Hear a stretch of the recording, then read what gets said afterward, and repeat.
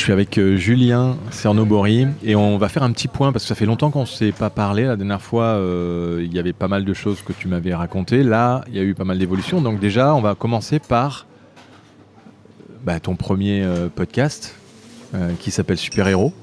Tu as sorti un nouvel épisode qui n'est pas vraiment très nouveau. Alors oui, je viens de sortir une nouvelle saison, Benoît.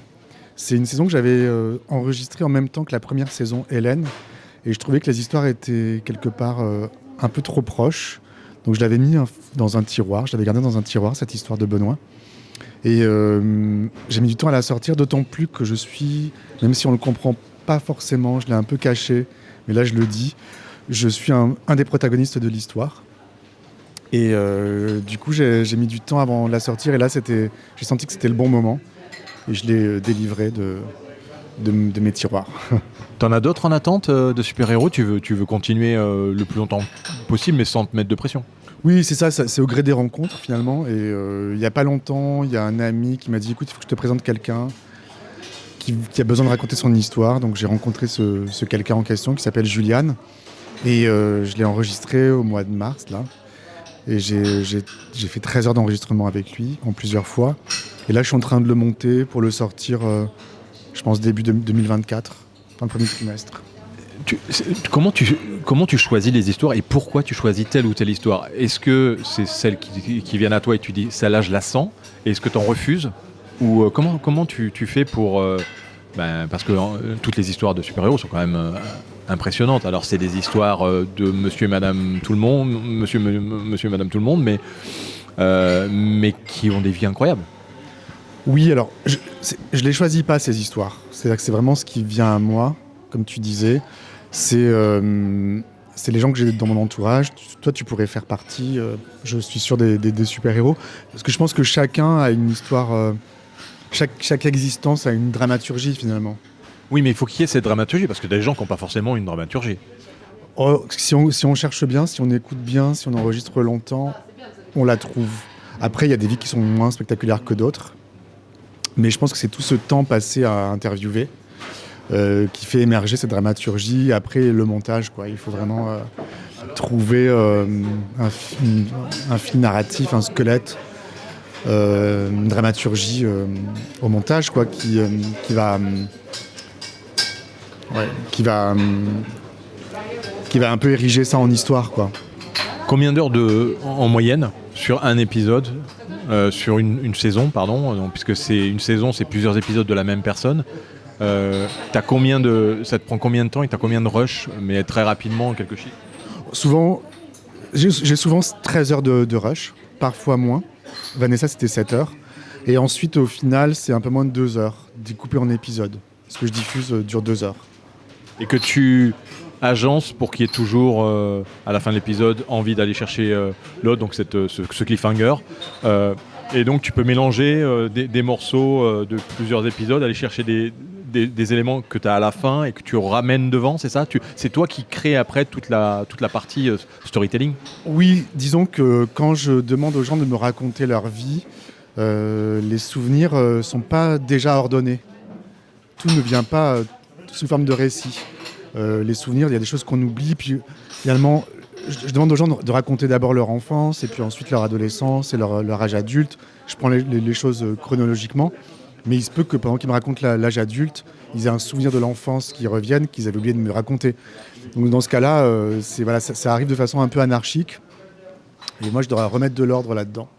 Et enlever beaucoup de détails aussi pour garder que l'essentiel, quoi, finalement, d'une existence, quoi. Et ça, c'est beaucoup, beaucoup de temps de montage. Là, je suis sur Julian depuis plus de 6 mois. Parce que j'ai d'autres choses à faire aussi. Mais voilà, c'est quand même beaucoup, beaucoup de temps, quoi.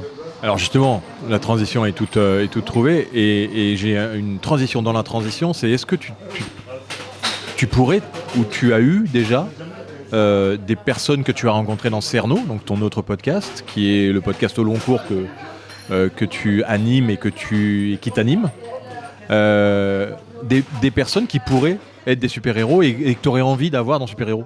Oui, il y en a plein. J'avais au début, je ne sais pas si tu te souviens, dans un épisode à Montmartre, il y a une vieille dame qui s'appelle Bernadette.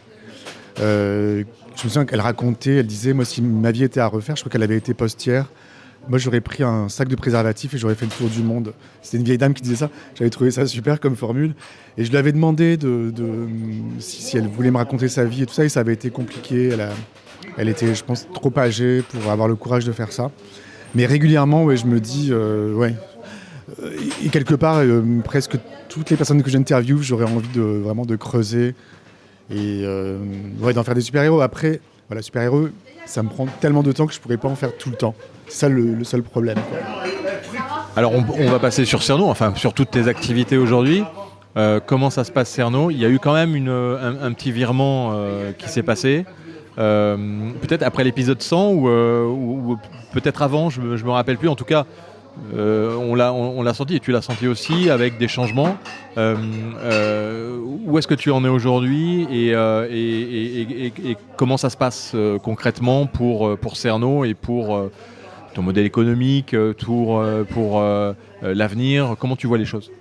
Alors Cerno, ça se développe un peu malgré moi. Enfin, disons que c'est une narration qui s'emballe. Déjà d'un point de vue narratif, il se passe plein de choses. C'est-à-dire qu'avant, je devais vraiment aller chercher l'information. Maintenant, j'ai l'impression que tout vient à moi. Et surtout, il y a plein de coïncidences qui surviennent et qui sont très étonnantes. Et voilà, donc j'hallucine complètement avec tout ce qui se passe. Et voilà, je suis en train de monter tout ça. Donc ça, c'est super et j'ai des pistes qui m'arrivent tout le temps. Pas tous les jours, mais quasiment toutes les semaines, j'ai une piste qui me tombe dessus et je pourrais faire durer toute une saison en fait sur chacune de ces pistes. Parce que je m'attarde, je prends mon temps. De plus en plus, j'essaie de prendre mon temps. Ensuite, donc, il y a de plus en plus d'auditeurs fidèles. Le modèle économique, alors le Patreon marche très bien, il y a 1200 à peu près abonnés aujourd'hui, donc ça me permet de vivre. Et je mets un petit peu de publicité aussi, des spots publicitaires, je fais pas mal de host-read. Oui, on a vu la publicité arriver, notamment sur Apple Podcast. Voilà, c'est ça. Et notamment parce que j'ai aussi mis en place sur le modèle du Patreon finalement des systèmes d'abonnement. D'abord sur Apple et ensuite sur toutes les autres applis. Avec 3 mois où tu peux avoir... T'as les contenus, mais 3 mois après si t'es pas abonné. Voilà. Donc là, je permets aux gens d'avoir 3 mois d'avance, en fait, aux abonnés d'avoir 3 mois d'avance, 3 mois d'avant-première. Et ça, t'as décidé ça comme ça ou t'as été conseillé ou comment tu te lances comment tu changes ton modèle? Est-ce que c'est pas... Tu vois, y a pas mal de podcasteurs qui peuvent se dire ah, mais est-ce que ça va pas changer la donne derrière? Alors, j'ai été convié à une réunion d'Apple Podcast qui nous ont présenté finalement cette possibilité de mettre en place des abonnements en nous expliquant que ce que j'ai compris, c'est que sur Patreon, c'était vraiment les super fans des super fans qui étaient prêts à s'engager et à vouloir des contenus supplémentaires, à vouloir en savoir plus, à vouloir être en contact avec moi, à avoir de l'avance, à vraiment tout écouter. Et donc ces gens-là sont prêts à soutenir et à donner de l'argent. Et sur Apple, finalement, ça s'adresse à une frange... ça s'adresse à des auditeurs qui sont fans, mais pas super fans.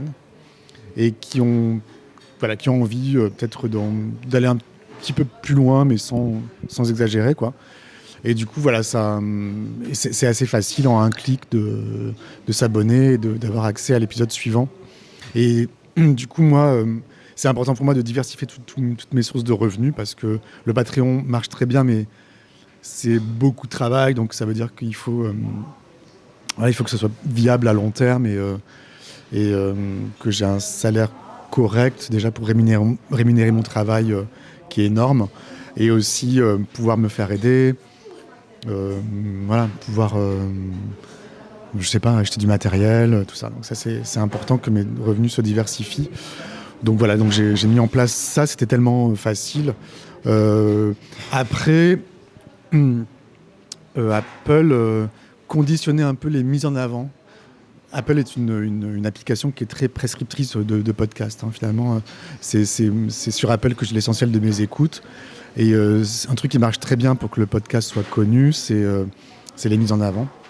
Et j'ai l'impression qu'Apple conditionne un peu les mises en avant au fait de mettre en place un système d'abonnement. Donc j'ai bien compris que si on ne mettait pas en place de système d'abonnement, on ne serait pas vraiment soutenu d'un point de vue éditorial par l'appli. Donc voilà, je me suis senti un peu obligé de le faire. Après, je trouve pas qu'il fasse vraiment beaucoup de mise en avant non plus. Mais bon, ça me permet d'avoir un tout petit revenu supplémentaire. Donc voilà, ça, il y a la pub. Et il y a aussi maintenant de plus en plus de propositions de host read, c'est-à-dire de messages publicitaires que je délivre dans ma voix. Voilà, là, par exemple, j'en fais un sur Super Héros, ce qui me permet de monétiser ma nouvelle saison. Donc je conseille un film de Wim Wenders, le dernier film de Wim Wenders, en pré-roll de mon podcast. Et ça, tu le fais pas sur Cerno? Alors, sur Cerno, je l'ai fait, mais rarement. J'ai pas eu beaucoup de propositions. Mais dès que j'ai une proposition, je l'étudie, je dis pas toujours oui. Mais voilà, c'est toujours bon à prendre finalement, parce que l'économie du podcast est assez fragile. Et voilà, et moi j'ai tellement travaillé que voilà, il faut que je puisse en vivre, sinon c'est pas possible en fait. Je devrais arrêter. C'est pas du tout le projet. J'ai envie de continuer. Et donc il y a des choses qui se passent aussi avec AudioMeans qui t'accompagnent comme beaucoup d'autres podcasteurs indépendants qui font un peu du sur-mesure. Oui. Alors du coup, AudioMeans me permet de mettre en place cette offre d'abonnement Cerno Collector sur toutes les applis. Hors Apple Podcast. Ils ont aussi un système qui s'appelle CrossPod. Là, en ce moment, dans quelques jours, je crois, je vais abriter dans mon flux RSS un podcast de l'INA qui fait moins d'audience que le mien. Donc, c'est un moyen pour eux de développer un peu leur audience. Mais dans la verticale. Voilà, dans la verticale. Et du coup, c'est assez intéressant pour moi d'un point de vue financier, quoi. Donc ça, voilà, c'est ce que m'apporte AudioMeans. Après, ils ont beaucoup de solutions techniques à m'apporter pour me faire gagner du temps, des manipulations en moins. Donc ça, c'est assez appréciable, quoi. Bon, à quand l'Olympia? On m'a proposé de faire une version scénique de Cerno, pas l'Olympia, mais tu penses pas que tu remplirais l'Olympia? J'étais à l'Olympia il n'y a pas longtemps et je me demandais en fait si... peut-être, parce qu'il y a beaucoup d'auditeurs fidèles en fait, finalement. Donc c'est possible. Tu vas finir comme Clémentine Gallet à faire ton festival, Cerno le festival. Je sais pas. Alors en tout cas, je sens que le podcast s'enracine finalement et que il y a beaucoup de gens qui en entendent parler et qui m'en parlent dans ma vie de tous les jours. Donc ça n'arrivait pas vraiment avant. Ça m'est arrivé, mais là, c'est vraiment tout le temps. J'ai l'impression que les gens m'en parlent. T'as pas des télés qui veulent parler de toi? Ça intéresse pas les médias mainstream, le fait que tu es sur une enquête depuis 4 ans et que... parce que là, ça t'apporterait une notoriété. Alors, tu me disais déjà que dans la rue...